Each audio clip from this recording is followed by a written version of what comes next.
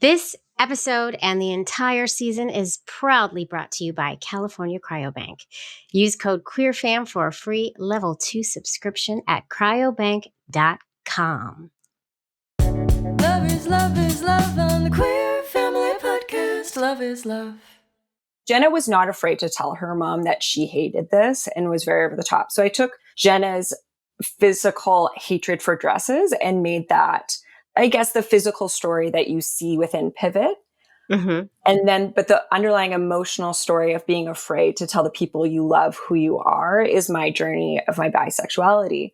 And when I told my parents in my 20s that I was bisexual, it was fine. Like, it was okay. It was just that I felt ashamed of being this way because of society and not fitting in that box. Hello, hello, hello. Welcome to the Queer Family Podcast bonus episode, y'all. It's a bonus holiday episode. Happy holidays. I told you I wasn't going to be gone long, y'all. And I'm not kidding. Here I am a couple days later. Listen, I had to come in because I wanted to share something with you that I think would be great for your holiday breaks. If you're all about to go on your holiday breaks with kiddos, or, you're just in the holiday time and you're looking for something fun or festive to do, I have something for you and I want to just share it while it's still fresh. I had the pleasure of sitting down with Robin and Anna. They are filmmakers, and they made this little film called Pivot. It's a short film. It's linked in the show notes. It's available online. And they reached out to me and said, they want to share it with our listeners because they think it would really resonate with the listeners. So I went over, I watched the film. It's very short, not very long at all. Watched the film and said, oh, hell yes, you do need to share this film with our listeners, because this film is about a little girl who doesn't want to wear a dress and basically has a fight with a dress. Go watch this film as soon as you're done listening to Robin and Anna talk about why they made the film, where it came from, and what the importance of, and why they feel so strongly that everyone should watch it. And I agree. And then you have to watch it quickly. Here's the thing. You have to watch it quickly because apparently it's available to be nominated. I don't really know how it works, but if you get that special nod, then you have to take the film down for a certain time. So you only have a couple days to watch this. So that's why I wanted to get this out right now. So you can all go click the link in the show notes and go watch the film. Just tell everybody you heard about it from us first here at the Queer Family Podcast. Okay, I don't want to yammer on too much. I just want to say, very happy holidays to all of you. My dog wants to make a big appearance. She's doing a lot. So, it's the holidays. Family, if you have family, chosen family around you, I hope you are enjoying every minute of it. Thank you all for tuning in. And there will be bonus episodes coming at you for the next 4 weeks. So be sure you keep tuning in every Monday. And then we'll be back with season 15, y'all, at the end of January. I can't believe we are into season 15. What the what? Did I not say these stories needed to be told? Did I not say that? And they keep coming. So I'm going to keep sharing them. I'm not a big New Year's resolution person. I don't really make them. But if you do, I hope you make some good ones. Good luck. I guess my New Year's resolution every year is actually to be happy and healthy and to work towards that every day. That is always my New Year's resolution, and that's not always easy. So I hope y'all are happy and healthy, and I wish you all a very happy New Year and a happy holidays. And if you want to reach out, remember, you can always call me at 646-470-1840. Leave a voicemail. Tell me happy holidays. Why not? I'll take it. And keep watching on the socials. I'm there at the Queer Family Podcast. And I'll catch y'all later. Thanks again. Thanks so much for tuning in. Enjoy this episode. Helen has been drinking eggnog since 7 a.m., y'all. Helen is really done in, but she said she wants to roll the tape. So Helen, get up, hon. Okay, Beulah, help her up. Helen and Beulah and Nicole. Please roll that tape, ladies. Thank you. Queer Family Podcast. Love is love. Hi, Robin and Anna. Hi. Thank you for having us. Oh, thank you. Thank you for being here, and thank you for creating what you've created. Thank you. We really appreciate that. It's been a long journey to get to this point where the film's out now. Oh, wow. I can't wait to dig into that. And before we dig in, so the listeners at home know what we're talking about, I'm going to give you your time to give the 30-second elevator pitch. I'm going to put a timer up, but don't get scared. I will never cut you off. It's all in good fun. And we're going to see who are Robin and Anna and why are they here talking to the Queer Fam Squad. Are you ready? On your marks, get set, go. So I'm Robin Campbell, and I am a screenwriter and filmmaker. I'm Canadian. I wrote and created the concept for a short film called Pivot, which is about a young girl who doesn't fit the image that her mom has for her as being like a little bit of a mini me, femme, over the top girly. She has like finally chosen to stand up for herself. And this is the emotional journey within it is based on my feelings about my bisexuality. Love it. Boom. Okay, Anna, you're gonna do your own. You're gonna do your, that was amazing. That was amazing. Everybody needs to watch this film, by the way. And it's really short, so there's plenty, like you can watch it in like a second. Here we go. Ready? Anna, on your mark. Get set. Go. Hi, I'm Anna Nagusan.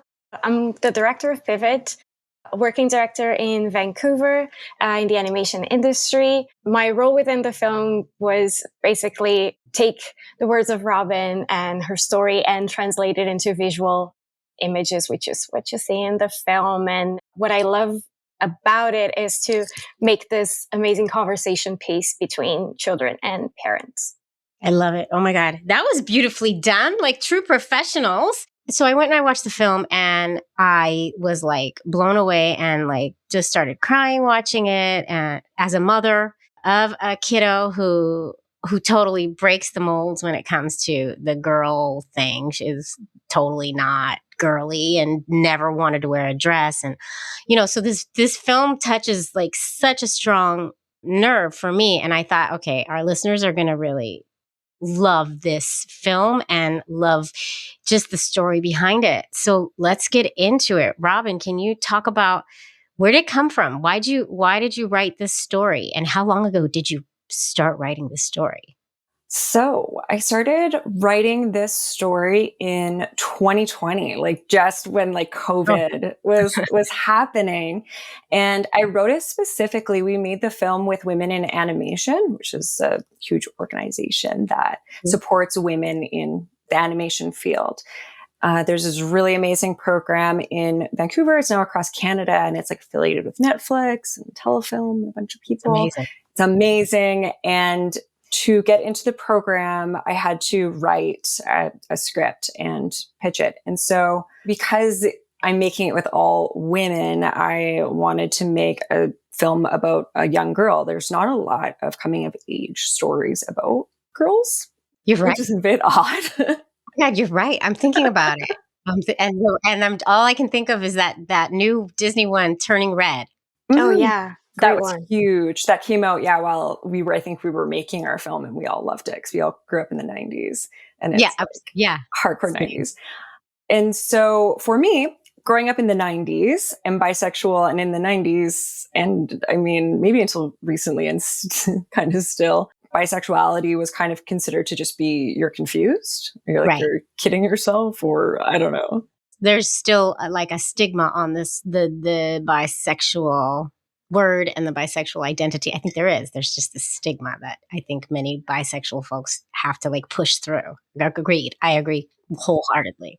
Yeah. And my parents were like, it's fine if you're gay or if you're straight, but if you're bisexual, like, I think you're kind of confused, which no shame to them at all, because it was the general consensus at the time. Right. Don't be a confused girl over here. Right. And I didn't even tell them though. So I was just like, I'm very introverted, and I just like really kind of like kept it to myself and was like, I'm just confused. And so I'll just continue to be confused. Mm-hmm. At the same time, from the time I was in preschool, one of my very good friends, Jenna, she's more mask. She's now a lesbian, and she's mask and hated wearing dresses. I didn't mind dresses. I was fine with it. I mean, for the most part, sometimes your moms like go over the top, but Jenna hated it. And her mom would make her dress up in these really over the top frilly dresses that matched with her sister for every picture day, Christmas concert, birthday, like it was just constant. And Jenna was just like this little feral cat in a dress. Like she's just so angry all day. And her mom would have to like bribe her and they'd get into huge fights over it. And now the idea of Jenna wearing a dress just seems like the most absurd. She's a beautiful woman, but oh my God, if I saw her in a dress, I'd just be like, what's going on? Yeah. This is strange. Jenna was not afraid to tell her mom that she hated this and was very over the top. So I took Jenna's physical hatred for dresses and made that, I guess, the physical story that you see within Pivot. And then, but the underlying emotional story of being afraid to tell the people you love who you are is my journey of my bisexuality. And when I told my parents in my 20s that I was bisexual, like it was fine. Like it was okay. It was just that I felt ashamed of being this way because of society and not fitting in that box. Yeah, it's that internalized homophobia. No matter how woke and open you are, it touches all of us. It touches all of us. It's hard. Yeah. And I think you're not alone in that. I think many folks listening can relate to that. So you got the idea. All right, I'm going to write a story about this little girl who doesn't fit the mold. And what happens? Like, where do you go from there? Like there's some spoilers here. Is it okay? I'll spoil it. If you haven't watched the film, stop the video, go to the link below, watch the film and come back because I'm going to spoil it for you now. I go through this whole process of processing my emotions where I visualize what they look like inside my body. And they often and they have like what color and like what, the physicality and stuff like that. And so the actual like original idea for the film was very much, it was called The Dress Monster. And that was like the central core of it was all of these things that were very femme that Ashley is the character's name. Mom was forcing on her, turned into monsters that she had to battle, which was a representation of her fear and anger and just like inability to stand up for herself. And so she has to overcome those emotions and fight these things in her room in order to stand up for herself, which I think is the journey we all kind of go through, maybe even every day to show up as ourselves. So basically what happens in the film is that mom comes in and brings a dress, right? Brings a box with a dress in it. And she is not excited, doesn't want to put this dress on. Then mom leaves, right? I watched it a while back, and then mom leaves and then that's when the fight happens and the dress turns into this monster and she's fighting it. For me, as a mother, you know, you're trying to do the best for your kids at all times. And it just touched a nerve to think about from a parent's perspective, the turmoil that our children can go through from the simplest things, right? And then in the end, mom comes back in and there's a resolution and it's good and it makes you cry and it's very sweet. I'm just going to put a little personal story in and then I want to come over to you, Anna. But like when she was like 3 and 4, we would put her in dresses because we didn't really know that she hated them at that time. And, you know, you kind of mold the kids when they're very little. And I guess when she started going to pre-K is when she started realizing kind of that, no, dresses are really not for me. And so the first day of pre-K, she was in this like kind of frilly dress, but like cool frilly, like fun, in my opinion. It was like rainbow and like cool. Yeah. Like, and she was like insisted on wearing rain boots with it because I think she was trying to make it more like her or whatever. Anyway, so they take this picture, like they have them sit on the couch and take a picture. It's the first day of pre-K. It's a huge deal. She is so freaking angry in that picture. It is like, and we were like, why is she? Because that wasn't her personality, you know? For years, we'd be like, I don't know why she was so angry that day. And I think your film made me think, oh, it must have been the dress. Because as the year went by, we started realizing how horrific it felt for her to put dresses on. She just hates dresses. Oh, wow. Yeah. So that's why this resonated so deeply. Even as a mother who thinks I'm so woke and I do a podcast all about queer families and how we have to think outside the box and do all the things. Even as a mother like that, I was putting my child in a dress that made her feel uncomfortable and I didn't realize and I didn't. So that's why this film and like the visibility and the story is just so important. And it just it struck a chord in me. And so just wanted to let you know that. Yeah. I love that. We'll be right back. Queer Family Podcast. Okay, y'all, just because we're on a little hiatus, don't forget, I have a code for you at California Cryobank. We got to use those codes so that they pay for season 15 too. Listen, California Cryobank, y'all know I love California Cryobank, and that's the bank I made my babies at. So why wouldn't I? They're a full service sperm bank, and they've been around for over 45 years. And they've proudly helped tens of thousands of LGBTQIA plus clients create the families of their dreams. And so I'm really, really so happy that they sponsor this little show all about our queer families. They're the #1 sperm bank in the US, and they ship to over 40 freaking countries, y'all. They also have one of the most diverse selections of sperm donors out there, which is great and important. So to learn more, you're going to visit cryobank.com and you're going to use code QUEERFAM, QUEERFAM, and that's going to get you a free level 2 subscription to their donor catalog, which is really awesome. So you can see more about these donors. This is an important decision you're going to make. Oh my God, make the babies. I'm so excited for all of y'all. Go use that code, get that free level 2 subscription, or use the code for a discount on a level 3 subscription, which gives you even more info about the donors. Go make those babies, code QUEERFAM, and then come on the show and talk to me about it. Love is love. I love that you said that, and I love that you mentioned a picture being the thing that you saw, the emotion come through, because it's an element we use in the film, right? Like the picture is kind of the thing that makes the mom realize how ingrained it was and how miserable it was making her child, even though her child was right in front of her every single day, right? So I think that's what made me think of the picture. I think it was what you did. Yes. I think that's when the tear came. Yeah. Oh no. Oh, but I'm glad you're realizing, because I have a similar story to that. I don't, unlike Robin, as a kid, I wasn't so, although I do internalize my other things, I was a little bit more like her friend in terms of like, I did make my mom know that I wasn't happy in dresses and things like that. And my mom was very fortunate to read the signs and find other ways. But yeah, there were events that there was no way around, right? Like your grandma made you a dress and you have to wear it in your birthday because grandma made it. And oh my gosh. Right. So very early on, I learned that if I saw a dress laid out for me in the bed, I was like, oh, we're not going somewhere fun.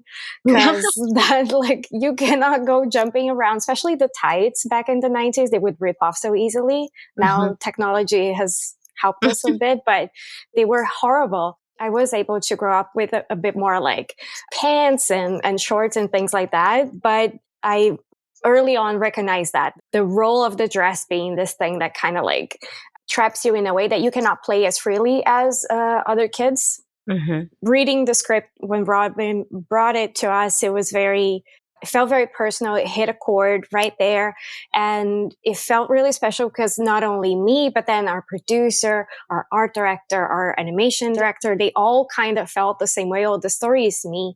So we knew we had something pretty universal in our hands where it doesn't matter our culture, our background, because we, amongst the team, we have a very varied background. I am born and raised in Brazil, grew up there. I recently moved to Canada. Our producer is from Germany and Austria. So like, no matter where you come from, you kind of have that history within you as well. So we knew the story was super special and we had to make it come true the best way possible.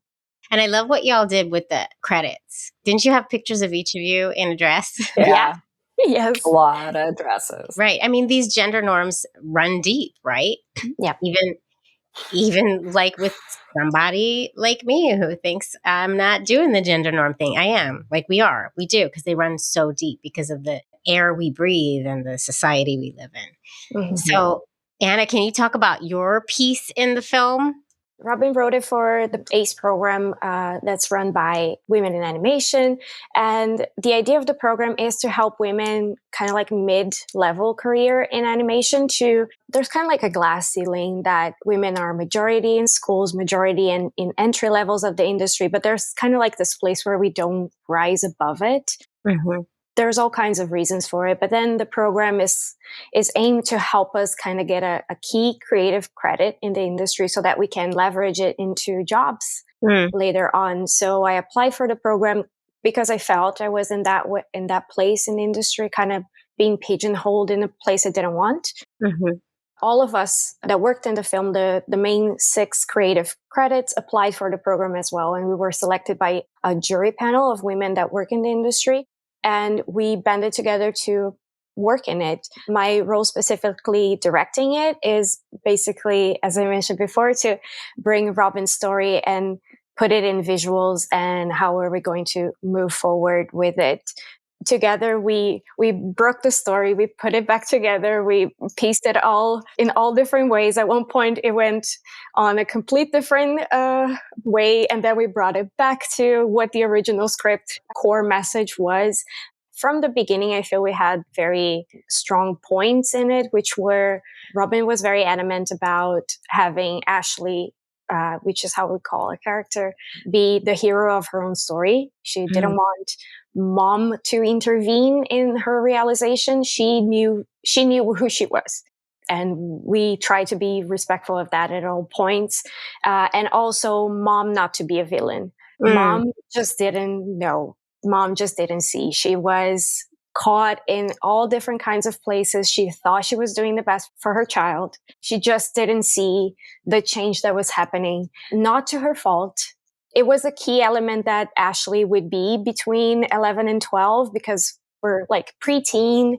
We are going through that. It's that place where we're going through who our personality is. We're detaching a bit from our family, but not quite yet. So it was very important for us that Mom just didn't know.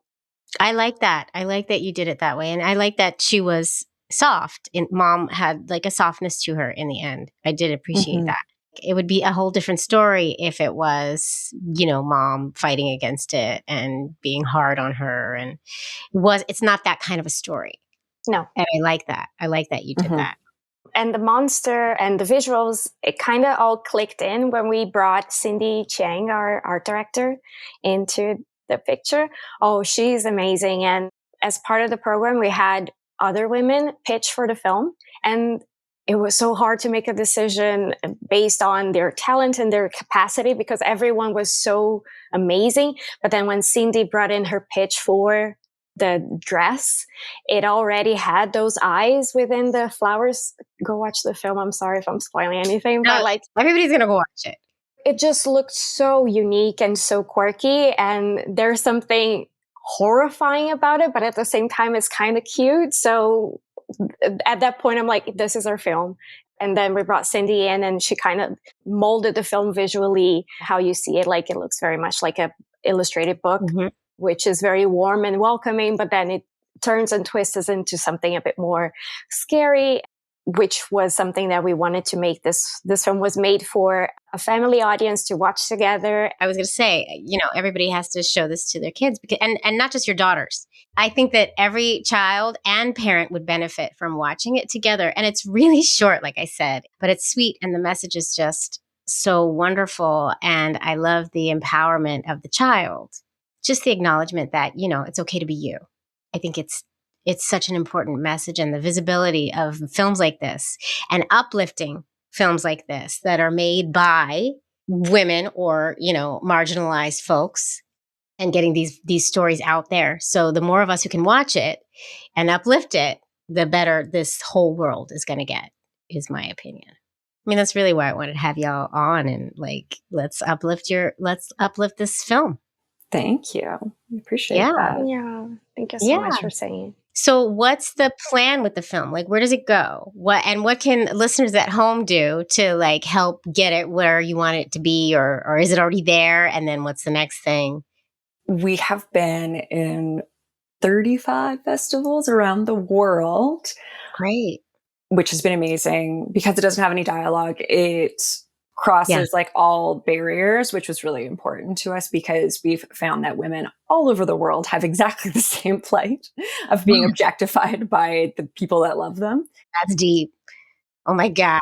And so we are Oscar qualified and Right now, voting is about to happen for the shortlist for the Oscars, which is the top 15 films. Ooh. And historically, films about girls are extremely underrepresented. There's, I think, only one film that's ever won an Oscar that was about like a young girl's journey, and none that were also written and directed by women. Interesting. Wow. What the hell? We are trying really hard to get on that short list. Right now, the film is online. You can watch it on YouTube. We'll give you the link so you can put it in the bio of this video. Please watch the video, like it, share it, comment on it, and let's just try to get as many people as possible to watch this film and try to bring like more representation. You know, the biggest thing for us is we want as many girls and boys and parents to watch this film and understand how they maybe are pushing their own, or just not pushing their own values onto their kids, but then also just not like seeing and valuing their kids for who they are, and Right. empowering kids to stand up for who they are. Mm-hmm. That's our biggest piece. That's the thing as a parent. You talk a big talk and you really do believe what you're saying. And then it's also hard to really see your kids because, you know, we got to put one foot in front of the other, and it's a day-to-day struggle. And then sometimes you forget about that very important part of being a parent to kids. And so it's little films like this that make a difference. I think it's great. I want this to go. I hope this wins an Oscar. That would be freaking amazing. It would be amazing. Yes. So everything that I ask all y'all at home to do for me and my show, now you have to do for them too. We would highly appreciate it. Yes. And how long is the film exactly? Film is 7 minutes, 8 seconds. So it's like short, sweet, to the point. It gets the message across, and it touches a string in your heart, and it's gonna give you all the feels. And it's for everyone. Boys, women, girls, children, everyone in between and outside the boxes. Like, go watch this. One of my favorite responses, because I would have never thought about this, a man that I know who watched it told me how it really impacted him, because growing up, his dad was like, wasn't allowed to be a Mets fan. Not allowed. No way. You're Yankee. And it's like, what if I like the Mets? And he said like his whole life, like that was like not allowed, blasphemous if you like this other team. And it's almost like, it's just projecting your own, what you like onto your kids. You must, or else I don't love you. Everybody has their thing, right? And it resonates in so many different ways. That's hilarious. So many ways. Yeah, it was so weird. And that really came up for them. That's so amazing. So go get something out of it, and then let us know like how it resonated with you. I think it's great. And we're a little bit outside the norm of what we usually talk about, because I'm not asking what your plans are for family building, and I'm not asking how you came out, and I'm not asking all that stuff. But I think this was an important thing to highlight. So I'm just so glad you two came on. I'm glad your whole team made this film, and I want to see it soar. Thank you so much. Yeah, thank you for having us. Yeah, of course. We're happy to talk about anything, but yeah, we love talking about our film, of course, because we made it with a lot of love and hard work. We made it for that. We made it to bridge conversations and to make sure everyone gets a little bit out of it. So yeah, it's very wholesome when we get to meet like a parent that sees a lot in it, and like a little bit of herself in the child and in the mom as well. So this is very special. We don't often get to talk through the parent perspective, right? So thank you. Thank you for sharing your story. Awesome. I'll have to share that picture of my daughter. She's adorable though, but so angry. I bet she looks really cute. She was so angry. She was not feeling it. We were like to the teacher, like, she's actually usually not like this. She's usually like really loud and rambunctious. I don't know what's going on. I don't know what happened. Yeah. And the dress, I bet the dress would be really cool, because I see all these dresses today that like, the fluff and all the, like, I bet I would love it as a kid, but like, maybe not. Yeah. So it's important. And I appreciate you. Anything else you wanted to add? Well, tell everybody where to find it. And then I will add it to the show notes as well. But tell everybody verbally, where can they find the film and all the stuff? So it's on YouTube on Omletto. So if you put in the search bar, Omletto Pivot, it will come up. Omletto is a channel that specializes in only sharing short films, really amazing short films. So I highly recommend just checking them out in general. Thank you so much for coming and for creating it firstly, and for coming and chatting. And I can't wait to show it to my kids. I totally forgot I was going to do that. And now I'm excited to do that. So thank you. Yay. Please let us know what they think. Yeah. I can't wait for the conversation that happens after it. That'll be interesting. But thank you so much. This has been such a pleasure. Thank you so much. Really appreciate you taking the time to talk to us about it. Of course. Queer Family Podcast. A special thanks once again to our sponsor, California Cryobank. Don't forget, y'all, use that code QUEERFAM, QUEERFAM, for a free level 2 subscription to their donor catalog. Go make those babies, y'all, and then come tell me about it. Go make them. Go ahead. Go ahead. Love is love. Whew. Well, folks, I hope you enjoyed that episode as much as I enjoyed it. And if you did enjoy it, feel free to listen to another or watch another. I have so many episodes for your listening or viewing pleasure. Just go pick one and enjoy. There's a lot. There really is. And also, if you really do like this show, please, I know I say it all the time, but please do consider supporting the show on Patreon. You're just going to go to patreon.com/The Queer Family Podcast. You're going to pick a tier, you're going to join, and you're going to get that bonus content. And you're also going to get my love and adoration for the rest of my life. I love you all. Thanks for tuning in. Keep on tuning in, and I'll see you next time. Mwah.